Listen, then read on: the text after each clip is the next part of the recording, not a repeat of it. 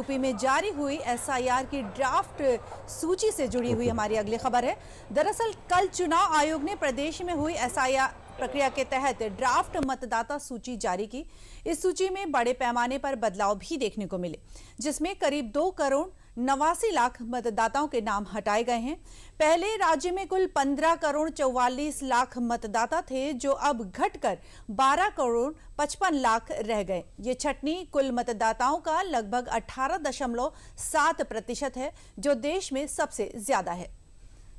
आपको बता दें कि यूपी एसआईआर की पहली लिस्ट जारी हो चुकी है।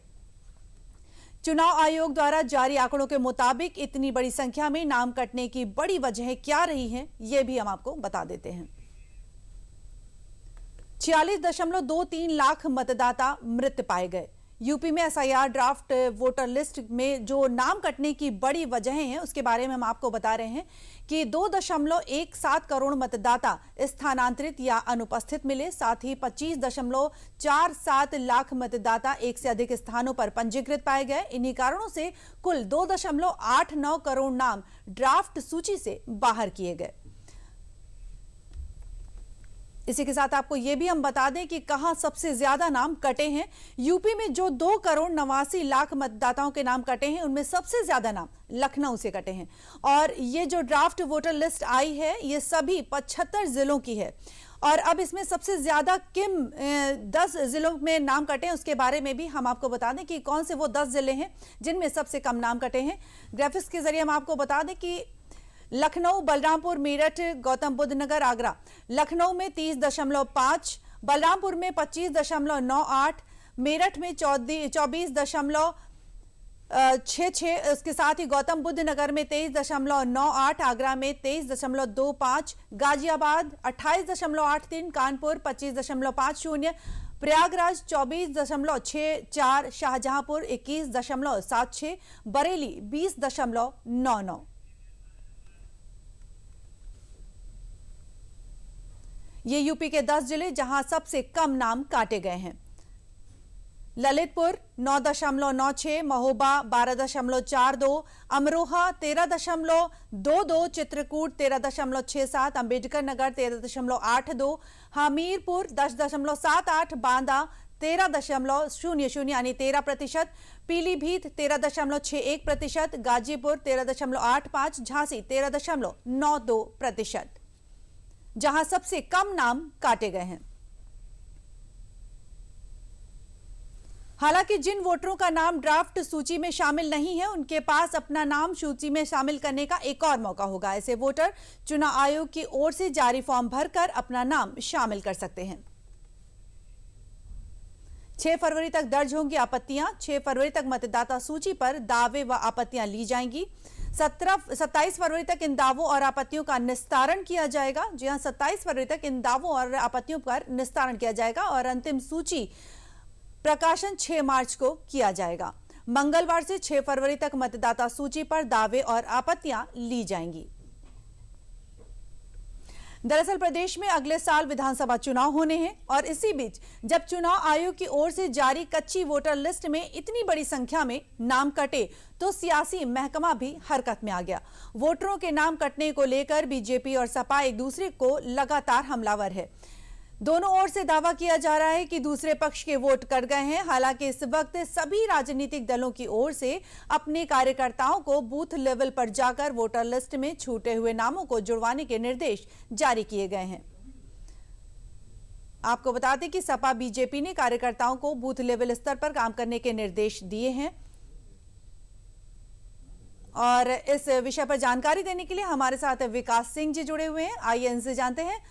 विकास जी, एसआईआर के बाद ये जो ड्राफ्ट लिस्ट जारी की गई है, इसमें बहुत से लोगों के नाम कट गए हैं। कुछ नाम वैध भी हैं जो बाहर हो चुके हैं। तो सबसे पहले हमें बताइए कि किस तरह से वो अपना नाम वोटर लिस्ट में वापस ला सकते हैं, क्या प्रक्रिया होनी चाहिए? सबसे पहले इसके लिए प्रक्रिया है कि जाकर पहले अपना एपिक नंबर डालकर वो इलेक्शन कमीशन की जो साइट है, वेबसाइट पे चेक करें। अगर वहां पर उनका नाम नहीं मिल रहा है तो वो फॉर्म 6 भर सकते हैं। फॉर्म 6 भरकर ऑनलाइन दे सकते हैं या फॉर्म डाउनलोड करके अपने बीएलओ को दे सकते हैं स्थानीय स्तर पर या तहसील स्तर पर जो कार्यालय बनाया गया है निर्वाचन आयोग की तरफ से, जी। वहां पर जमा कर सकते हैं। इसके बाद उनके दिए गए फॉर्म पर विचार किया जाएगा और उनका नाम जुड़ सकता है।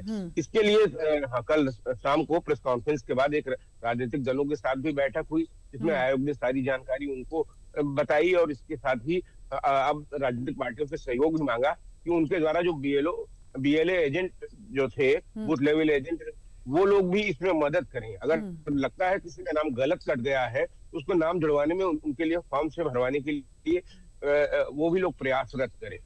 पूरी प्रक्रिया में 1 माह का समय है आपके पास, 1 माह में आप करवा सकते हैं, क्योंकि पूरे 75 जनपदों में एक साथ ये कार्रवाई चल रही है और हर जगह हमने देखा कि इतनी बड़ी संख्या में उत्तर प्रदेश में जो नाम कटे हैं, 2,89,00,000, तो आप समझ सकते हैं। और खासतौर से जो अभी आपने दिखाया कि शहरी क्षेत्र जो है, जहां पर लोग रोजगार करने जाते हैं या नौकरी करने के लिए जाते हैं, वहां सबसे ज्यादा खटक रहा, चाहे लखनऊ है, गाजियाबाद है, इन जैसी जगहों पर बड़ी संख्या में वोट कटे। वहां पर लोगों ने काफी ये महसूस किया कि वो जहाँ के रहने वाले मूलतः हैं जिस गांव के, उसी जगह पर वो उनका नाम दर्ज रहेगा तो बेहतर होगा। इस बार लोगों ने ये विकल्प को चुना कि अगर एक विकल्प भी आपको मिल रहा है तो आपका जहाँ मूल निवास, मूल घर है, वहीं से वोट देना उचित होगा। तमाम सारे लोगों ने इसको चुना, जिसके कारण हम देख सकते हैं कि शहरों में थोड़ा सा वोट कम हुआ है और गांव में वोट बढ़ेगा। लेकिन जो काफी बड़ी संख्या में, चाहे वो मृत मतदाता हो, चाहे स्थायी रूप से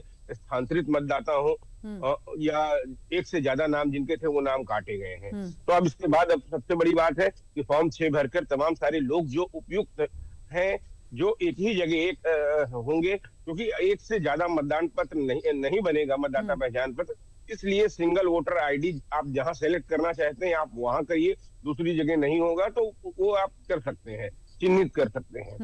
निर्वाचन आयोग की तरफ से यह प्रक्रिया कल से ही जारी हो गई है, 6 तारीख से 1 फरवरी तक चलेगी और इसके बाद जो दावा आपत्ति का निस्तारण किया जाएगा। इसके बाद 6 मार्च को फाइनल सूची जारी की जाएगी। तो उम्मीद की जा रही है, हमने देखा था पिछले 15 दिन जो उत्तर प्रदेश के लिए अतिरिक्त समय मांगा गया था, तो वो मिला था, उसमें हमने देखा था 9 लाख फार्म तकरीबन आए थे जो डाटा दर्ज किया गया था।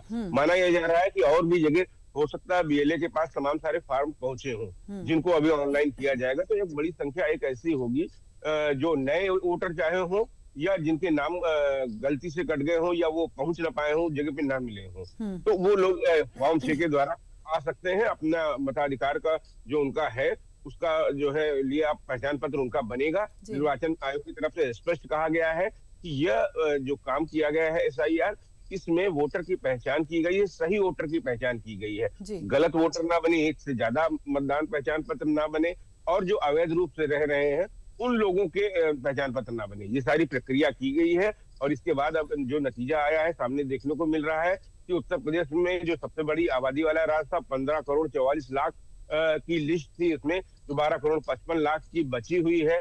तो आप समझ सकते हैं कितनी बड़ी कमी रही होगी उस लिस्ट में। लेकिन अब इसके बाद जो उपयुक्त लोग हैं, जो पात्र लोग हैं, उनको मौका है, अगले 1 माह तक वो जुड़ सकते हैं, अपना आवेदन दे सकते हैं। आयोग के द्वारा स्पष्ट कहा गया है कि उनके नाम जोड़े जाएंगे जो पात्र। विकास जी, इसको लेकर यानी कि SIR को लेकर यूपी में सियासत भी खूब गरमाई हुई है, इसके बारे में आप क्या कहेंगे? देखिए, शुरुआत जब हुई थी SIR की तो उत्तर प्रदेश में जो विपक्षी सियासी दल थे उनका आरोप था कि उनको लग रहा था कि ये एक ऐसी प्रक्रिया है जिससे उनको नुकसान हो सकता है। लेकिन निर्वाचन आयोग की तरफ से लगातार समय पर उनके साथ बैठक हुई, उनकी महत्वता बताई गई। इसके बाद सभी राजनीतिक दलों ने अपने एजेंटों को लगाया, बूथ स्तर पे लगाया, वहां पर गांव-गांव लगाया, जिससे कि तमाम सारे लोगों के नाम जुड़ सकें। अब लोगों के दावे अलग अलग हो सकते हैं, कोई कह रहा है उनका फायदा हो गया, दूसरे का नुकसान हो गया, कोई अपनी अपनी बारी करे। लेकिन सबसे बड़ी बात, जो भी जुड़ रहा है वो देश का नागरिक है और जो पात्र मतदाता है उसको जुड़वाने के लिए सभी राजनीतिक दलों के एजेंटों को प्रयास करना चाहिए। चुनाव आयोग के द्वारा निर्वाचन आयोग ने पूरी व्यवस्था कर रखी है, उसमें अगर सहयोगात्मक रूप से आप काम करेंगे तो समाज के उस पात्र व्यक्ति को जुड़वाना आपकी भी जिम्मेदारी बनती है, क्योंकि राजनीति समाज के लिए की जाती है। बिल्कुल विकास जी, तमाम जानकारियां साझा करने के लिए आपका बहुत बहुत धन्यवाद।